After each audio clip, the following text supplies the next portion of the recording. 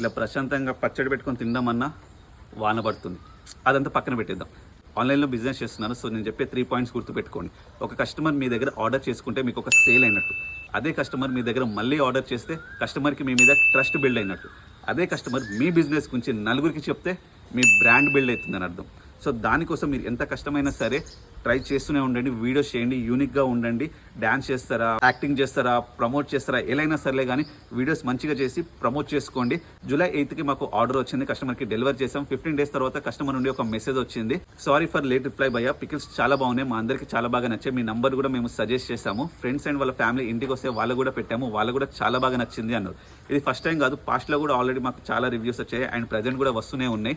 And మార్కెట్లో ఇప్పటికే చాలా పికిల్స్ బిజినెస్ ఉన్నాయి. సో వాళ్ళందరినీ దాటుకుంటూ ముందుకు వెళ్ళడం అంటే కష్టమే. బట్ మా పేరెంట్స్ ఎంతో ప్యాషన్గా స్టార్ట్ చేసిన ఈ బిజినెస్ని గ్రో చేయాలి, సక్సెస్ చేయాలని చెప్పే మా మెయిన్ మోటివ్. సో దానికోసం మేము ఎంతైనా సరే కష్టపడతాము. సో మీరు ఎంతో టేస్టీగా చేసిన పికిల్స్ని ట్రై చేయాలి అనుకుంటే avaleha quickies.com నుండి ఆర్డర్ చేసుకోండి. Thank you.